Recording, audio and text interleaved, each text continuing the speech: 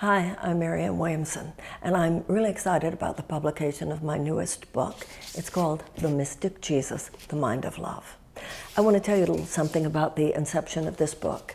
It was several years ago, and I received a call from my publisher at Harper One. And something happened that had never quite happened to me before, and that's that the publisher suggested the title of a book or the subject of a book, as opposed to my telling them what I wanted to write next. He told me that within the publishing field, people were asking a lot, do you have any books about Jesus that are not specifically tied to the Christian religion? Now, I'm a student of A Course in Miracles, and the Course in Miracles uses these traditional Christian concepts, but in non-traditional, psychotherapeutically oriented ways. So the Jesus of A Course in Miracles is not tied to dogma or doctrine or any religion. It's a pure metaphysical filter. And what do I mean by that? Well, we're talking about archetypes. We're talking about deep spiritual forces that cannot be owned or monopolized by any particular religion or any particular group of people. That's the Jesus that I know as a student of the Course in Miracles. I had always thought that maybe one day I would want to write a book about Jesus, but I don't think anything could be more daunting than that. Remember, I'm Jewish, and so I'm not speaking about Jesus as a Christian scholar. I'm not even speaking about Jesus as a Christian.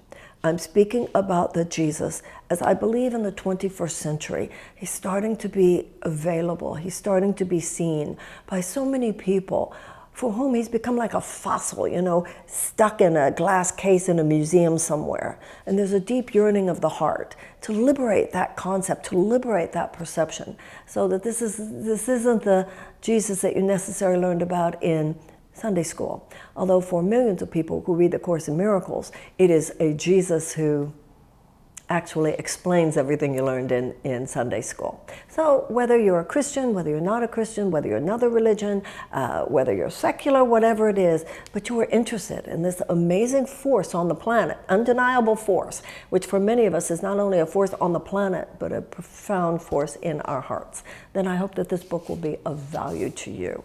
It's called The Mystic Jesus, The Mind of Love. And we're only just beginning to mine the meaning of all this. What is the archetypal significance of the Annunciation, of Mary's pregnancy, of the gestation of the Christ child? What does the birth of the Christ into the world mean? Who are those three kings, and what does that mean? What does it mean, the water into the wine, and what does it mean, walking on water? What are we being told by all this? What are the miracles? What are the teachings? And most importantly of all, what is the meaning in your life of the crucifixion and the resurrection? If you're interested, I hope that you'll join me. We're going to do a whole weekend of deep diving on this, and I think we're going to do more than that, more than just this one weekend. But this one weekend, a kind of companion to this book. If this is of interest to you, I hope that you'll join me. I brought all my heart to this book, and I'm going to bring all my heart to the teaching that we do based on the book.